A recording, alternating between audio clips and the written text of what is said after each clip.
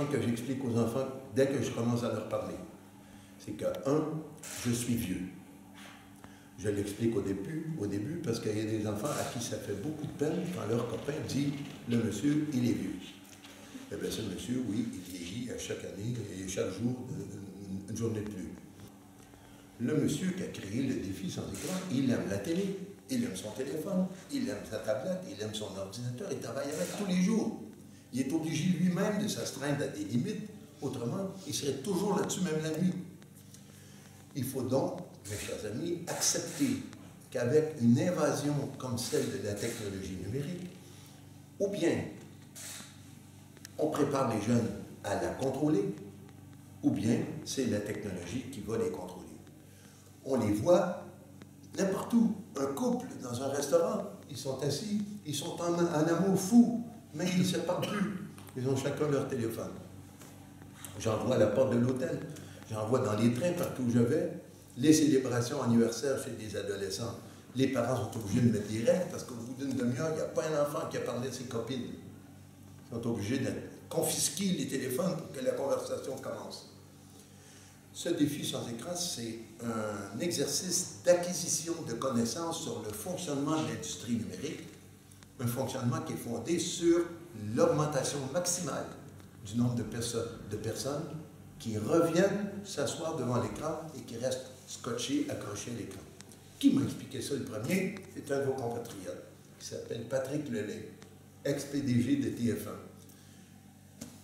Notre mission comme business, c'est d'attirer des personnes et de pouvoir capter du temps d'attention, qu'il a appelé, lui, dans son langage, du temps de cerveau disponible, pour le vendre à Coca-Cola ou à n'importe quelle agence de marketing.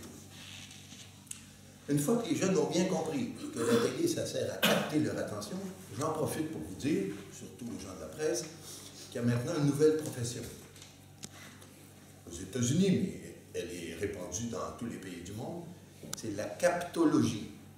On a maintenant des gens qui se forment comme captologues. Qu'est-ce que c'est la captologie? C'est une combinaison de 3 sciences, psychologie, neurologie et technologie.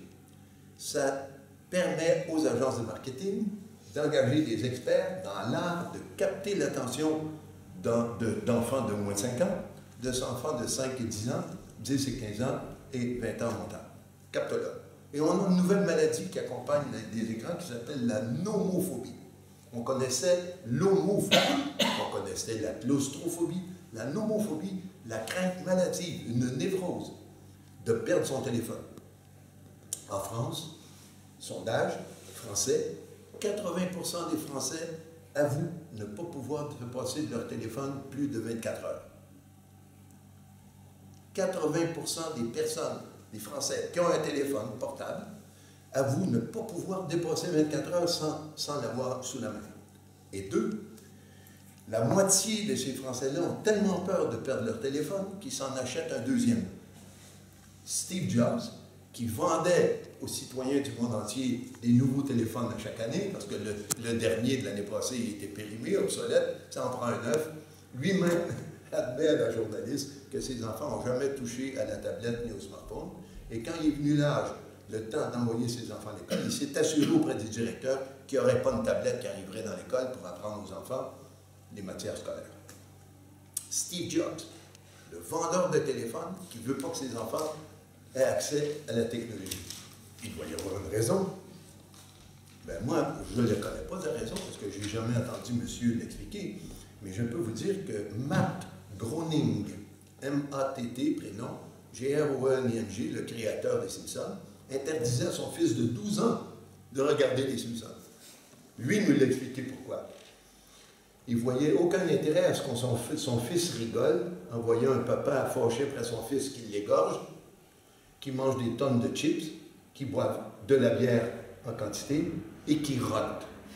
Il était bien prêt à en mettre dans son programme et dans ses films, des roteux, des papas roteux, mais il n'était pas intéressé à ce que son fils lui-même rigole en assistant à ça.